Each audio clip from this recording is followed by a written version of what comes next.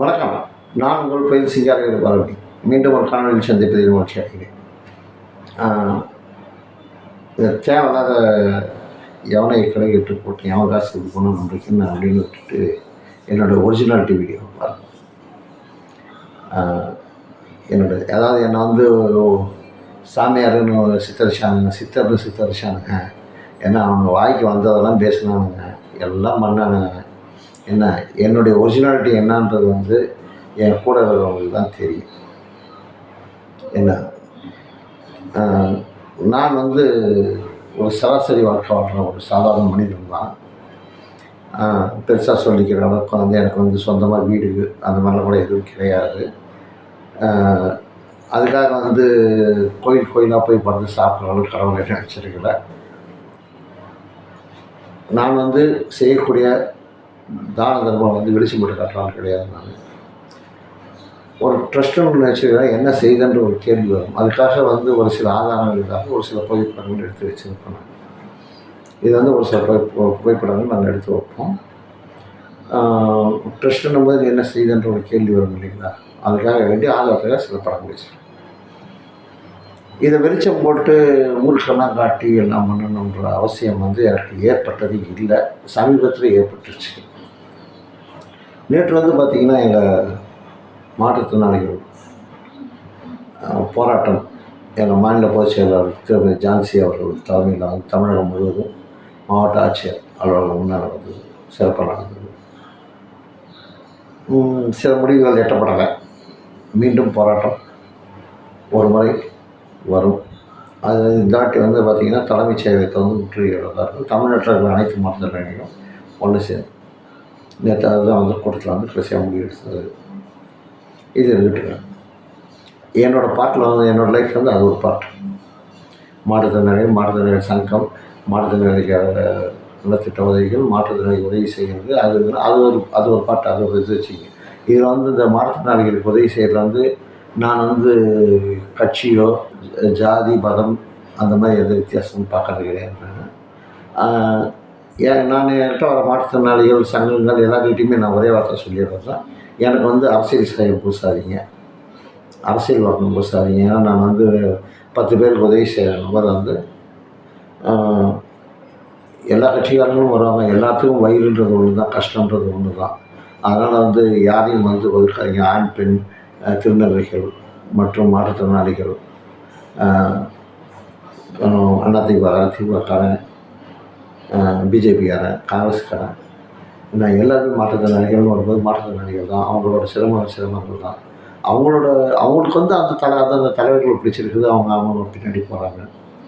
அதில் வந்து நான் வந்து நலத்திட்ட உதவி நான் வந்து 4 பேருக்கு உதவி செய்கிறேன்றதுனால வந்து என்கிட்ட வந்து நான் இந்த இதில் இருந்தால் தான் செய்யும். அந்த இதில் நீங்கள் யாராக இருந்தாலும் சரி, மாற்றுத்திறனாளியாக இருந்து தமிழக அரசு கொடுத்த அடையாள அட்டையும் மத்திய அரசு கொடுத்த உதவிக்காலம் இருந்ததுன்னா தாராளமாக என்னால் முடிந்த உதவிகளை வந்து செய்யறதுக்கு தயாராக தான் இருக்குது. என்றைக்குமே தயாராக இருக்கேன், செய்துக்கிட்டு இருக்கிறேன். இன்றைக்கி வருங்காலையும் கடவுள் வந்து என்னை அதேமாதிரி செய்ய வைப்பார்ன்றது நம்புகிறேன்.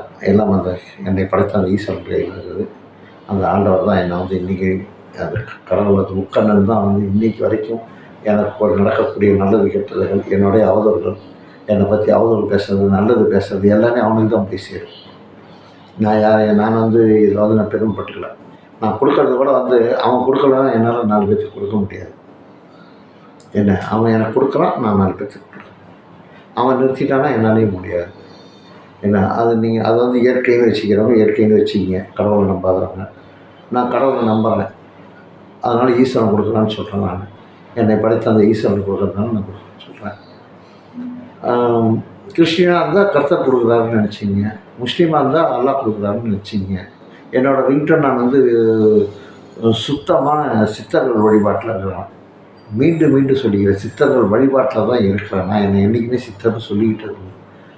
ஏன்னா சித்தர்கள் வழிபாட்டில் இருக்கிறேன். அந்த சித்தர்கள் வழிபாட்டில் இருக்கிறேன்றதுக்காக வேண்டி அரகர சிவனே அருணாச்சலனேலாம் என்னோடய ரிங்டோன் இருக்காது. போட்டு பாருங்கள், இறைவனிடம் கையேந்துங்கள், அவன் இல்லை என்று சொல்வது இல்லைன்னு என் ஃபோனுக்கு வந்து ரிங்டோன் வரும். காரணம் என்னென்னா, எல்லா மதமும் எல்லாமே வந்து இறைவான் தான். என்ன அந்த பாட்டில் ஒரே ஒரு லைன் மட்டும்தான் வரும். அல்லல் படும் மாந்தர்கள் அல்லாவிடம் வாருங்க, அந்த ஒரு லைன் தான் வரும். மற்ற இப்போ பாட்டு ஃபுல்லாக நீங்கள் கூர்ந்து கவனிச்சிங்கன்னா அது அனைத்து மதத்திற்கும் சொந்தமான பாட்டு. அதனால் அதை வந்து நான் வந்து ஒரு சில நிறைய பேர் கேட்டேன்னா முஸ்லீம் பாட்டு, அது முஸ்லீம் பாட்டுன்னு ஏன் நினைக்கிறீங்க? இறைவனை நினைத்து யார் வேணால் எப்படி வேணால் பாடலாம். அதனால் வந்து அதை அந்த ரீட்டில் நான் வச்சுருக்கேன். எதுக்கு இத்தனை சொல்லிக்கிட்டு இருக்கிறேன்னா, ஏன்னா பல அவதூறுகள், எவ்வளோ அவதூறுகள் வரும் இது பண்ண முடியும். என்ன ஒருத்தர் வந்து சொன்னார், அம்பத்தூர் போலீஸ் ஸ்டேஷனில் வந்து என்னை அடித்து கதற அடித்து வாக்குமூலம் வாங்கினதெல்லாம் சொன்னார். இப்போ வந்து அது அந்த காவல்துறை துணை ஆய்வாளர் திரு ரமேஷ்ன்றவர் வந்து ரெட்டில்ஸில் வேலை செய்கிறாரு. சைது முபாரக் வந்து சோழவரம் ஸ்டேஷனில் இருக்கிறாரு. இவங்களாம் கூப்பிட்டு விசாரிக்கணும், மனித உரிமை கமிஷனில் வந்து விசாரிக்கிறேன். இப்போ கம்ப்ளைண்ட் கொடுத்துருக்குறாங்க. என்னை வந்து என்னுடைய குறையை சுட்டி காட்டியிருந்தது அனைத்து இதையும் வந்து இது பண்ணியிருக்கிறோம். காவல்துறையும் நடவடிக்கை எடுத்துக்கிட்டு இருக்கிறாங்க. அது இன்னொரு இதில் வந்து அதை வந்து விரிவாக பார்க்கலாம். அது இப்போ நான் எதுவும் பேச விரும்பல. நான் அதை பற்றி சரிங்க. இப்போ நான் வந்து எதுக்காக இந்த வீடியோ போடுறேன்னா, ஒரு மனிதர், அது நானாக இருக்கட்டும், நீங்களாக இருக்கட்டும், யாராக வேணாலும் இருக்கட்டும், நம்ம தலைமையில் வந்து ஒரு வழக்கு பாரத்தை வச்சுக்கிட்டு போனோம்னா நம்ம வந்து ஈஸியாக போயிடலாம். இல்லை கையில் வந்து ஒரு இப்போ கட்டிக்கிற வேட்டி, நாளைக்கு கட்டிக்கிறதுக்கு ஒரு வேட்டி சட்டைன்னு ஒரு பையில் வச்சுக்கிட்டு போனோம்னா எங்கே வேணால் போகலாம். நீங்கள் வந்து பெரிய ஆடம்பரமாக வந்து செயினுமா அது இதுன்னு போனீங்கன்னா அவங்களால எங்கேயும் போக முடியாது. இங்கே போகணும், பாதுகாப்பான இடமெல்லாம் தேடணும். இப்போ ஒரு துணிப்பையில் வந்து ஒரு வேஷ்டி சட்டை, ஒரு மாற்று துணியை மட்டும் வச்சுக்கிட்டு நீங்கள் வந்து ஒரு எந்த ஊருக்கு வேணாலும் பயணம் போய் நீங்கள் எங்கே வேணாலும் நிம்மதியாக தங்கி எங்கே வேணாலும் சாப்பிடலாம், எங்கே வேணாலும் தூங்கலாம், எங்கே வேணாலும் இருக்கலாம். ஒரு மனிதனோட வாழ்க்கை வந்து இதுதான். இந்த வாழ்க்கை தான் நான் விரும்புகிறேன். என்கிட்ட வந்து எந்த விதமான பாரத்தையும் நான் வச்சுக்கிறது கிடையாது. இப்போ ஒரு சொந்தமாக ஒரு வீடு கட்டி ஒரு 4 பேருக்கு வாடகை விட்டுருந்தேன்னு வச்சுங்க, அந்த இடத்த விட்டு நவர முடியாது. இது வந்து எங்கள் இதில் வந்து பார்த்தீங்கன்னு வச்சுக்கிங்க, எங்கள் இதில் வந்து பார்த்தீங்கன்னா இன்றைக்கி வந்து என்னோடய உடன் பிறந்த அண்ணன் நான் வந்து சொத்துக்கு பிரச்சனை வந்தாலும் நான் வந்து எதுவும் தேவை தூக்கி எறிஞ்சிட்டு வந்துட்டேன். இன்றைக்கி வந்து சொத்து வச்சுருக்கலாம், அவனும் இந்த வீடியோவை பார்க்கலாம், நான் இல்லைன்னு தான் சொல்லலை. என்ன சொத்து இருந்துக்கிட்டு இன்றைக்கி வந்து அவனுக்கு வந்து அந்த சொத்து இருக்கிறதுனால என்ன பண்ணிட்டான், உறவினர்களை நிறையா சேர்த்திக்கிட்டான். உறவினர்களை நிறையா சேர்த்திக்கிட்டு இன்றைக்கி வந்து அவனால் உடல்நிலை முடியல. அந்த சொத்து இருக்கிறதுனால அவனால் எந்த வேலையும் ஃப்ரீயாக செய்ய முடியல. தன்னுடைய உடல்நிலையை அவனால் சரியாக கவனிச்சிக்க முடியல. பார்த்துங்க, என்ன அந்த அளவுக்கு ஒரு அந்த ஏன் அந்த தேவைகளை பெருக்கிக்கிட்டதோட விளைவு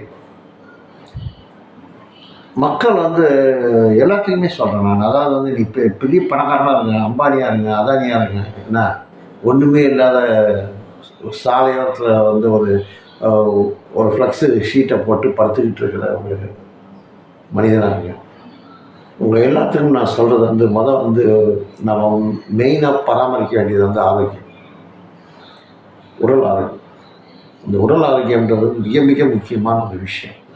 இந்த உடல் ஆரோக்கியம் வந்து ரொம்ப எல்லாருமே வந்து பார்த்திங்கன்னா இந்த டீ அதிகமாக குடிக்கிறது போகும்போது முதல்ல வந்து இந்த டீ காஃபி பழக்கத்தை வந்து கொஞ்சம் அவாய்ட் பண்ணுங்க. இல்லை என்னால் அவாய்ட் பண்ண முடியல அப்படின்னா உடம்பு டீடாக்சின் பழகுங்க. உடம்பை டீடாக்சின் பண்ணிக்கிங்க. இது வந்து ரொம்ப ரொம்ப முக்கியமான விஷயம். இன்றைக்கி வந்து மக்களுக்கு வந்து இன்னும் அந்த பூமியிலேருந்து இயற்கையாக வர்றது வந்து எதையுமே அவங்க வந்து சாகடிக்காது.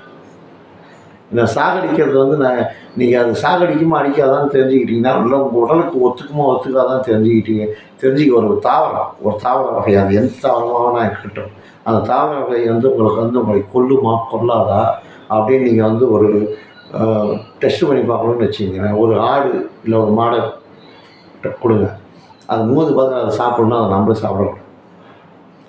மனிதனுக்கு வந்து நுகர்தலில் வந்து கண்டுபிடிக்க முடியாது.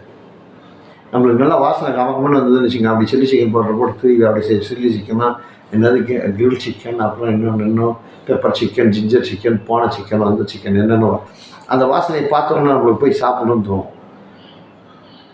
அந்த வாசனையாகப்பட்டது நம்மளுக்கு வர வாசனையாகப்பட்டது நம்ம உடலை வந்து நம்மளை வந்து சாகடிக்கிறதுக்கு பயன்படுற வாசனை. புரியுதுங்களா? அந்த ஆடு மாடு ஐந்தறிவு ஜீவனுக்கு இருக்கிற அறிவு வந்து நம்மளோட மனிதனுக்கு கிடையாது. அது முகர்ந்து பார்த்து அதுக்கு தேவையானதை சாப்பிட்ரும், இல்லைன்னா விட்டுரும்.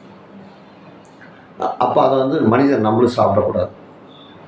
என்ன அகத்திக்கீரை மாட்டுக்கு வந்து அமாவாசை கொடுக்கறதுன்னு ஒரு இதாகி போச்சு. ஆக்சுவலாக வந்து பார்த்தீங்கன்னா அகத்திக்கீரைன்றது வந்து மாதத்துல உள்புறம் தீன்றது வந்து உங்களோட உடல் சூட்டை குறைக்கக்கூடிய தன்மை வந்து அகத்திக்கீரைக்கு உண்டு. பசுமாட்டுக்கு ஏன் தரோம்னா பசுமை மறியாமல் சாப்பிடக்கூடிய இதில் வந்து ஏதாவது விஷத்தன்மை ஏதாவது போயிடுச்சுன்னா அதை முறிக்கும். மண்ணிலிருந்து விளையக்கூடிய எந்த பொருளும் மனிதனை வந்து வீணாக்காது. இது வந்து அது நமக்கு உடம்புக்கு ஏற்றது இல்லையான்றது வந்து நம்ம கால்நடைகள் மூலமாக நம்ம தெரிஞ்சுக்கலாம். கால்நடைகளுக்கு அறிவு வந்து ராக்கெட் விடுற மனுஷன் நம்மளுக்கு இல்லை. இப்போ வந்து விளைநிலங்கள் வந்து அதிகமாகிடுச்சு. குறுவை சார் அப்படின்ட்டு சும்மா இஷ்டத்துக்கு உரம் போனது வந்து எல்லாமே போட்டு விளைவிக்கிறோம். விளைவிச்சு அதை தான் உணவாக உண்றோம். நம்ம சாப்பிட்ற உணவுகள் அனைத்து வகையுமே பார்த்திங்கன்னா கெமிக்கல். அந்த உரத்தை சாப்பிட்டு தான் நம்ம உயிர் வாட்டோம். அந்த உரமாகப்பட்டது வந்து பார்த்திங்கன்னா ஏதாவது உடலில் வந்து ஏதாவது ஒரு இடத்துல போய் தங்கி நாளைக்கு நம்மளுக்கு வந்து ஒரு கேன்சராக இல்லை வேறு ஏதோ ஒரு ஏதாவது ஒரு வியாதியாக வந்து கண்டிப்பாக வரும். ஒரு மருந்து மாத்திரை தயாரிக்கும் போது அதனோட சைடு எஃபெக்ட் என்னன்றது தெரிஞ்சு தான் தயாரிப்பாங்க. குறிப்பிட்ட நாள் போனோம்னா அந்த மருந்தை வந்து பேன் பண்ணுவாங்க. பார்த்துருப்பீங்க நிறையா விஷயங்கள் நிறையா மாத்திரைகள் பார்த்துருப்பீங்க. திடீர்னு ஒரு அறிக்கை WHO வேர்ல்டு ஹெல்த் ஆர்கனைசேஷனில் இந்த மாத்திரைகள் வந்து பேன் பண்ணப்பட்டிருக்குன்ட்டு. இதை வந்து சாப்பிடக்கூடாது, இதனால் பக்க விளைவுகள். இவனே நம்ம கோவிட்டுக்கு போட்டுக்கிற ஊசி நடுவில் இப்போ வந்து அதை வந்து ஒரு சில இதில் காரணத்தால் இது பண்ணிங்கன்னா அது வந்தால் கண்டிப்பாக ரசாயன மூலியம் கண்டிப்பாக மனிதனுக்கு வந்து பக்க விளைவுகள்ன்றது கண்டிப்பாக உண்டு. இயற்கைன்றது வந்து பார்த்திங்கன்னா உங்களை எந்த காலத்திலையும் கைவிடாது. இயற்கை வந்து கைவிடாமல் உங்களை காப்பாற்றும். அதாவது அடுத்து ஆன்மீகத்துக்கு வருவோமா? ஆன்மீகன்றது என்னன்றீங்க? ஒரு உயிர் கஷ்டப்பட்டதுன்னா அந்த உயிருக்கு வந்து உதவி செய்து அந்த உயிரை வந்து காப்பாற்றுவது தான் ஆன்மீகம். அதை தான் சொல்லுது. நம்ம இஷ்டத்துக்கு நம்ம வந்து காரியாத்தா மாரியாத்தா அது இதுன்னு வச்சுக்கிட்டு அதுவும் இப்போ வந்து பார்த்திங்கன்னா ரொம்ப நாளைக்கு முன்னே பார்த்திங்கன்னா சாய்பாபான்னு பயங்கர ட்ரெண்டிங் இருந்தது. இன்றைக்கி சாய்பாபா போய் வராகி அம்மன் வந்துருச்சு. வராகி அம்மன் காலபைரவர் எத்தனை வருஷமாக இருக்கிறார்? ஏன் இவ்வளோ நாள் காலபைரவர் கண்ணுக்கு தெரியல? இப்போ கண்ணுக்கு தெரிகிறாரு. அதியமான் வந்து காலபைரவர் அருமையாக கோயில் கட்டி வச்சுருப்பார். அவர் ஒரு இதுக்கு போகும்போது அந்த காலபைரவர் கும்பிட்டு நம்புவார். அதே போல் வந்து இங்கே பாடியில் வந்து திருவடிதாயம் வீரசாஜி போருக்கு போகும்போது வந்து இங்கே வந்து கும்பிட்டுப்பார். அம்பத்தூர் பக்கத்தில் தான் இருக்குது பாடி. இங்கே திருவடிதாயம் நாங்களோட ஒரு சில நேரத்தில் வந்து கொஞ்சம் மனசு சங்கடமாகவோ இல்லை ஏதாவது ஒரு கொஞ்சம் ஃபீல் பண்ணணும்னா அந்த கோயிலில் போய் உட்காந்து ஏதாவது ஒரு பிரச்சனை எனக்கு தீரணும்னா அந்த கோயிலில் போய் உட்காந்துன்னா கண்டிப்பாக அந்த கோயிலில் வந்து எனக்கு வெற்றி தான். அந்த எந்த பிரச்சனைக்குள்ளே போகணுமோ அந்த பிரச்சனை வந்து ஜெயிச்சுட்டு தான் வரணும். அது என்னோடய நம்பிக்கை. ஏன்னா அதனால் வந்து எல்லாருமே வந்து நீங்கள் திருவடிதாயமாங்க இந்த ஆலயத்துக்காக வந்து எல்லாம் என்னோடய நம்பிக்கை. அது என்னோட வெற்றிங்க. அதை நம்புறவங்க வந்து நம்ம வந்து அவங்க விருப்பம். யாரையும் இதில் வந்து நம்ம வந்து கட்டாயப்படுத்தக்கூடாது. என்னோடய வழிபாட்டு முறையை வந்து நான் கடைப்பிடிக்கிறேன். ஒவ்வொருத்தருக்கும் ஒரு மாதிரி இருக்கும். இதுக்கும் தர்காவுக்கும் போகணும். நம்ம கோலத்தில் இருக்கிற ஒரு தர்கா, அந்த தர்காவுக்கு போகணும். பேரிஸில் ஒரு சர்ச்சுக்கு போகணும். நான் வந்து எதையும் வித்தியாசமாக எடுத்துக்கிறது கிடையாது. நம்மளது வந்து யாதும் முறை யாவரும் கேள்விப்பட்டு தான். எந்த இதுலேயும் வந்து வித்தியாசம் பாகுபாடு பார்க்குறது அப்படி கிடையாது. உதவின்னு வந்துட்டாங்கன்னா யாராக இருந்தாலும் சொல்கிறது, ஆணாக இருக்கட்டும், பெண்ணாக இருக்கட்டும், குழந்தையாக இருக்கட்டும், பெரியவங்களாக இருக்கட்டும், வயதானவங்களாக இருக்கட்டும், உதவின்னு வந்துட்டாங்கன்னா எத்தனை கெட்ட பேர் இப்போ வந்து வருது, ஒரு மோசமான கெட்ட பேர். அந்த மாதிரி எத்தனை கெட்ட பேர் வந்தாலும் செய்யுங்க. காரணம் நான் வந்து பெருமைக்கு சொல்லுகிறேன். நான் என்ன இந்த வீடியோ மூலம் நான் வந்து அனைவருக்கும் ஏன்னா நான் சொல்லிக்கிறது வந்து ஒன்று தான். நான் சுயம்பாக இருந்துச்சுங்கன்னா எனக்கு எந்த சொந்தக்காரனும் உதவி செய்யலை, எந்த பந்தக்காரனும் உதவி செய்யலை. எவங்கிட்டையும் போய் நிற்கிறான். ஒரு மாற்றுத்திறனாளி தான், ஒரு மாற்றுத்திறனாளி. ஒரு வேளை சாப்பாட்டுக்கு கஷ்டப்பட்டோம் ஒரு காலத்தில். 3 நாள் சோறு தண்ணி இல்லாத ரோட்டில் வந்து அந்த சேலம் நெத்திமேடு போலீஸ் கிரவுண்ட் முன்னாடி, அதான் இப்போ வந்து அங்கே அந்த ஆஃபீஸர், போலீஸ் ஆஃபீஸர், அந்த ஸ்கூலுக்கு முன்னாடி படுத்து கிடந்தான். பிளாட்ஃபாரத்தில் படுத்து கிடந்தேன். தண்ணி கூட இல்லை, அப்படி சுருண்டு கிடந்தேன். ஒரு போலீஸ்காரர் வந்து பின்னாடி ஒரு அடி வச்சார். அவர் அடித்தோடனே எனக்கு சரி, நாமளே இவ்வளோ நொந்து போன நிலைமையில் இருக்கிறோம், இந்த மாதிரி நிலைமையில் இருக்கும்போது நம்மளை வந்து அடிக்கிறாங்க அப்படின்றது அப்போ அந்த நேரத்தில் வந்து மனசு வருத்தப்பட்டேன். ஆனால் கடவுள் எனக்கு எப்படி உதவி செய்திருக்கலாம் பாருங்க, அந்த காவலர் மூலமாக. இங்கேலாம் படக்கூடாது, எதிர்த்து அந்த பக்கம் போ அப்படின்றாரு, ரோடுக்கு அந்த பக்கம் போன்றாரு. அந்த அடியை வாங்கிட்டு அந்த பக்கம் போகிறேன். போயிட்டு முடியல, அந்த பசி மயக்கம் நடக்கக்கூட முடியல, ரொம்ப தடுமாறி தான் போகிறேன். போய் அங்கே போய் உட்காந்து பார்த்தீங்கன்னா அங்கே பைப்பில் தண்ணி வந்துக்கிட்டு, தண்ணி கூட இல்லாமல் இருந்தவனை ஏன்டா சோறு தண்ணி கூட இல்லாமல் இருக்கிற அப்படின்ட்டு அந்த அந்த போலீஸ்காரருக்கு அந்த காவலர் மூலியமாக ஒரு அடியை கொடுத்து, எதுக்க தண்ணி இது கண்ணு தெரியாது, நான் ஏன் போய் அங்கே போய் குடி அப்படின்னு சொல்லி கடவுள் அனுப்போம். நான் அப்படி தான் எடுத்துக்கிட்டேன். அந்த காவலரை வந்து நான் வந்து ஒரு எந்த விதமான இதுவும், அதாவது அப்போ வந்து மனசுக்குள்ளே வந்து நான் இருந்த கஷ்டத்துக்கு வந்து நான் இதை திட்டிடுவேன். ஆனால் இன்றைக்கி வந்து கடவுள் அந்த காவலர் மூலமாக எனக்கு அந்த தண்ணியை கொடுத்துருன்னு தான் நினச்சேன். இதுதாங்க இறைவன், இதுதான் இது. நம்ம எதை விதைக்கிறோமோ அதை அறுப்போம்னு சொல்லுவோம் என்ன. அது மாதிரி நீ ஏன் சோறு தண்ணி இல்லாத கிடக்குற, இந்த எதுக்கே தண்ணி இருக்குது, போய் தண்ணி ஏதாவது குடிப்போம் அப்படின்னு சொல்லி அதுக்கப்புறம் வந்து பார்த்தீங்கன்னா வேலை தேடி அலைஞ்சு ஒரு பட்டறையில் போய் வேலை செய்யணும். இப்படி வேலை செய்து என்னுடைய திறமைகளை வைத்து எனக்கு என்னென்ன தெரியுமோ, வியாபாரத்தில் வந்து எல்லாமே எனக்கு என்னென்ன தெரியுமோ அத்தனையும் செய்து சுயமாக மேலே வந்தேன். மீசையை முறுக்கி விட்டுக்கிட்டு சொல்லுவாங்க என்ன, சுயமாக மேலே எழுந்திரிச்சு வந்தேன். என்ன சுயமாக எழுந்திரிச்சு வந்து இன்றைக்கி 50 பேருக்கு சாப்பாடு போடுறோன்னா என்ன, என்னோடய உழைப்பு எந்த அளவுக்கு பார்த்தீங்க. என்னுடைய மிகப்பெரிய நான் செய்கிற தொழில் வந்து எனக்கு மிகப்பெரிய தொழில் வந்து பார்த்திங்கன்னா இது தான். நான் தினமும் சம்பாதிக்கக்கூடியது வந்து இதில் தான். நான் இந்த கோயிலும் போய் படுத்துக்கிட்டு அமாவாசை பூஜை பௌர்ணமி பூஜை பண்ணிக்கிட்டு சாப்பிட்றேன். அமாவாசை பௌர்ணமி வந்து அன்னதானம் பண்ணுவேன். ரோட்டில் இருக்கிறவங்க எல்லாத்துக்கும் போயிட்டு சாப்பாடு கொடுத்துட்டு வரேன். என்னை சுற்றி இருக்கிற பெரும்பாலான எல்லாத்துக்குமே தெரியும். அந்த வீடியோ பற்றி நான் கவலையே படல. காரணம் வந்து என்னிடம் நெருக்கமாக பழகிறவங்களுக்கு தெரியும். என்னை பிடிக்காத ஒரு ஒரு ஒரு 4 பேர் இருக்கிறாங்க. அந்த 4 பேர் கொடுத்த தகவல், அதுவும் தகவல் வந்து முழுசாக கொடுத்து தொலைச்சானுங்களா, ஏன்னா அதுவும் கிடையாது. எதையோ ஒன்று கொடுத்து எதையோ ஒன்று பேசுன்னு சொல்லி அவனும் பேசிப்பான். அவனுக்கு நாக்கில் வந்து உட்காந்துருச்சு. ஏன்னா நாங்கள் மாற்றுத்திறனாளி இல்லைங்களா, மாற்றுத்திறனாளி மாதிரி ஒரு கிரகம் இருக்குதுன்னு சொல்லுவாங்க. அந்த கிரகம் வந்து அவனுக்கு நாக்கில் உட்கார பார்க்கலாம். இனி வரும் காலங்களில் என்ன நடக்குதுன்னு பார்க்கலாம். அந்த நபருக்கு என்ன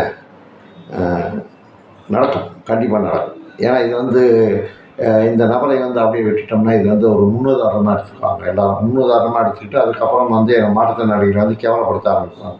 அதனால் நேற்று எங்கள் மாநில பொதுச் செயலாளர் திருமதி ஜான்சி ராணி அவர்கள் வந்து என்ன கேஸ் கொடுத்தீங்கன்னு சொன்னாங்க. இந்த மாதிரி சொன்ன கேஸ் கிடையாது, இல்லை நஷ்ட ஈடும் கேட்டு வாங்கணும், அது மாதிரி இது பண்ணக்கூடாது, நம்ம உரிமையை விட்டு தரக்கூடாதுன்னு சொல்லிட்டு நஷ்ட ஈடும் கேட்க சொல்லி வலியுறுத்தினாங்க. நான் வந்து இப்போ புகாரில் வந்து அதையும் நான் வந்து சேர்த்துருக்கேன். காரணம் வந்து இது வந்து இப்போ நான் இது வந்து என்னோடய தனிப்பட்ட போராட்டம் கிடையாது. தமிழகத்தில் உள்ள அனைத்து வகை மாற்றுத்திறனாளிகள் மற்றும் பாதுகாப்பு சங்கம் சார்பாக புகார் பதிவு செய்யப்பட்டிருக்கு. நான் தனியாளாக இருந்தேன்னு வச்சுங்க, இது வேறு மாதிரி. இது சங்கம்ன்றதுனால வந்து பார்த்திங்கன்னா நேற்றே பார்த்துருப்பீங்க, மாற்றுத்திறனாளிகளோட எழுச்சி எல்லா மாவட்டத்துலேயும் பார்த்துருப்பீங்க. அப்போ இதுதான் வந்து அவங்க வந்து சங்கம் பார்த்துக்கணும். அது நம்ம வந்து நாளைக்கு எதுவும் நடக்குன்னா சங்கம் கேள்விக்கணும், நான் கேள்விக்கணும் அவசியம் கிடையாது. இந்த மாதிரி அமாவாசை பௌர்ணமிக்கு வந்து என்னால் இந்த தான தர்மங்கள் செய்துக்கிட்டு புரியுதுங்களா? இதுக்கு வந்து விளம்பரம் பண்ணாமல் பண்ணிக்கிட்டு இருந்தேன். உடனே நான் போய் அமாவாசை பௌர்ணமி போய் கோயிலில் உட்காந்து சொன்னேன். கோயிலில் உட்காந்து சாப்பாடு கொடுத்தேன்டா நான். பாவிகளா, ஏன்டா இது மாதிரி இ பேசுங்க, நான் வேணாம்னு சொல்லல. சரி விடுங்க, வந்த டாபிக் விட்டு. இயற்கைன்றது வந்து சிவனை வந்து நான் வந்து இயற்கையாக வாங்கினேன். இயற்கையில் வந்து எல்லா இடத்துலையும் சிவம் இருக்கிறதா நான் உணர்றேன். நான் சுவாசிக்கிற காற்றுலேருந்து, குடிக்கிற தண்ணியிலேருந்து, உண்ற உணவுலேருந்து, நான் நடக்கிறதுலேருந்து, என்னை இயக்கிறதுல வந்து சிவனும் சக்தியும் தான் அப்படின்றத வந்து நான் முழுசாக நம்பக்கூடிய ஆள் நான். அதுக்காக வந்து கர்த்தரை பற்றியோ அல்லாவை பற்றியோ இல்லை நம்ம வந்து பேசுறதுக்கு எனக்கு உரிமை கிடையாது. அவங்களோட மத நம்பிக்கை, ஒரு ஒரு மதத்துக்கும் ஒரு ஒரு குரு இருக்கிறாங்க. ஏன்னா அவங்க அவங்க அவங்க அவங்க வந்து குருவாக ஏற்றுக்கிட்டு அவங்க வந்து ஒரு இதாக பண்ணிக்கிட்டு இருக்கிறாங்க.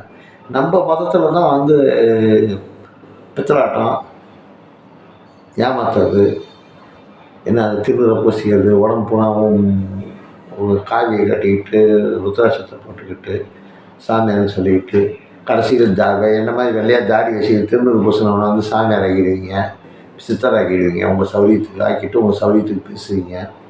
ஏன்னா அதுக்கெல்லாம் வந்து இது கிடையாது. இயற்கை வந்து தன்னை புதுப்பித்துக் கொள்ள ஆரம்பித்து விட்டது. சில இயற்கை அழிவுகளை பார்ப்போம். இப்போ இந்த இந்த குறிப்பிட்ட ஒரு சில காலங்களில் நான் சொல்கிறது வந்து இந்த ஒரு 3 மாத கால அளவில் வந்து நீரினால் ஏதோ ஒரு பகுதி பாதிக்கப்படுது. அந்த நீரினால் பாதிக்கப்பட போகிற பகுதி எதுவும் தெரியாது. நான் பழைய வீடியோலாம் சொல்லியிருக்கிறேன். உலகம்னு ஒன்று அழிஞ்சால் முதல் மெக்சிகோ அடி வாங்கணும்னு சொல்லிக்கிட்டே இருந்தேன். வானத்தில் சில மாற்றங்கள் ஏற்படும்னு சொல்லியிருந்தேன். அந்த வானத்தில் ஏற்படக்கூடிய மாற்றங்கள் வந்து பார்த்திங்கன்னா ஒரு விண்வெளிக்கல் வந்து வேகமாக வந்துக்கிட்டு இருக்கிறதா நாசா விஞ்ஞானிகள் வந்து சொல்லியிருக்கிறாங்க. அது வந்து தாக்கிற இடம் வந்து பார்த்திங்கன்னா மெக்சிகோவாக தான் இருக்கும்.